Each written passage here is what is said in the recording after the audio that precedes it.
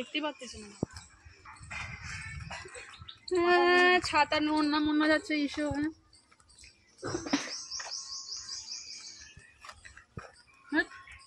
কি ধুলো উঠছে।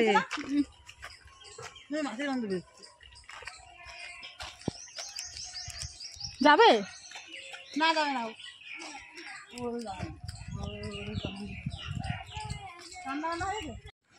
এখন কিসের জন্য এসছি বেকার? লোকজন রয়েছে কত। ছেলে একটা, আমার ছেলে। হ্যাঁ হ্যাঁ, কাছে গিয়ে ভিডিও করতে পারো না, লোকজন ভর্তি। রে বাবা, এই কোন ইসের মধ্যে বাড়ি করেছে?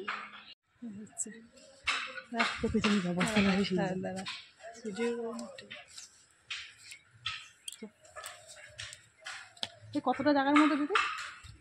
এটা কতটা জায়গার মধ্যে? 2 কাঠা না? 2 কাঠা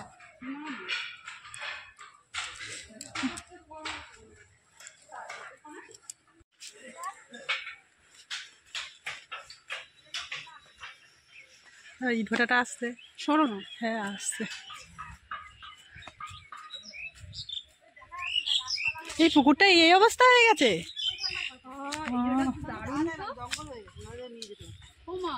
এখানে তো মাছা থাকলে তো দারুণ হতো। হ্যাঁ বিশাল ঠান্ডা। এটা হলো মুচ পুকুর, ইয়ে কি জমের কি জমাদার পুকুর।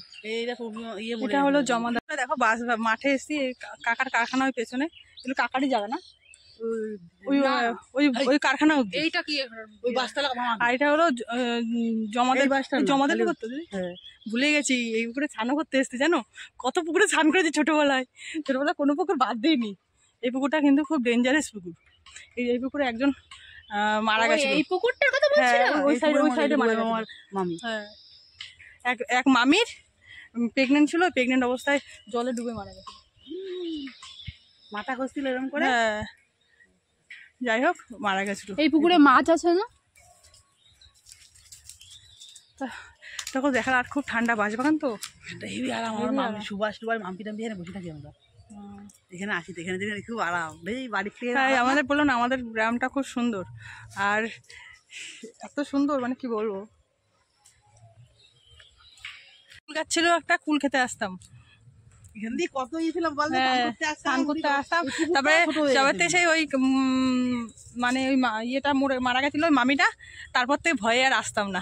তোমরা স্নান করতে ওই পাশ থেকেও করতাম, ঘুরে যেতাম। তখন তো আম বাগান ছিল, এখানে আম বাগান ছিল। যেখানে আমার কাকার কারখানা, যে ভেতরে গেছিলাম আর কি, সেইখানে আম বাগান ছিল। সব আম বাগান ছিল ওদের, মানে ওরা ভক্তদের আম বাগান ছিল না রে। ওই একজনের ওই দাদাদের আম বাগান ছিল, তা সেখানে বিক্রি করে দিয়ে এখন সব কারখানা হয়েছে। কাকা জায়গা কিনেছে অর্ধেক, অনেক লোক আছে এখানে। চলো ওই যে কাকার কারখানায় কাজ চলছে।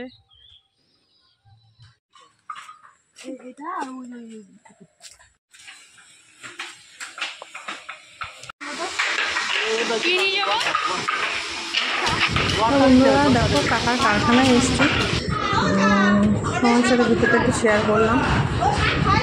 আর এখন উপরে যাচ্ছি, ছাদের উপরে। তা প্রচণ্ড গরম, মানে কি বলবো। তারপরে উপরটা ঠান্ডা আছে, তিরপল দিয়ে মানে প্যান্ডেল মতন করা আর কি উপরটা। আর অনেক জিনিসপত্র, আর বাইরেটা দেখো, দেখাচ্ছি তোমাদের আর কি। আর দেখো এদিকে কত টুল চেয়ার বানানো, এগুলো মানে অর্ডারের জিনিস, যাই হোক বানানো। এগুলো পালিশ করা না, ওই টুলগুলো পালিশ করা। দেখো সবটা পালিশ করা, অনেক জিনিস রয়েছে। তাই তোমাদের সাথে আবার শেয়ার করলাম। এদিকে অনেক দেখলাই তো, নিচে অনেকে কাজ করছে। আর এদিকে এক কাকু হয় সম্পর্কে, উপরে বসেছিল,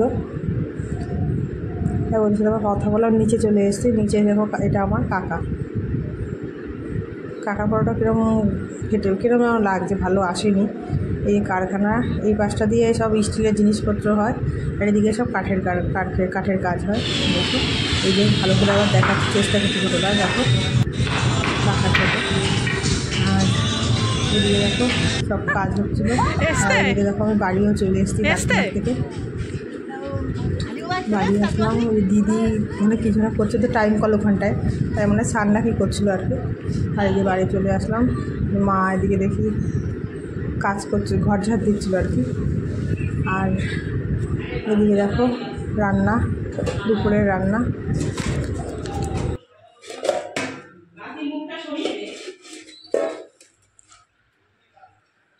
তখন এখন 2:25 বাজে, আর আমরা এখন খেতে বসবো। আর ওই যে ফ্যান চালিয়ে নিয়েছি, বড় ফ্যানটা, তাহলে বসা যাচ্ছে না, ঘর আগুন। আর ওই যে মা ভাত টাত সব আনছে, গুছাচ্ছে, সব আনছে, খাবো। কী কী দিয়ে খাবো তো দেখা, আমার কী কী রান্না, ডাল, মূলো দিয়ে ডাল, মাংস, তারপরে ভেন্ডি আলু ভাজা, চাটনি, এই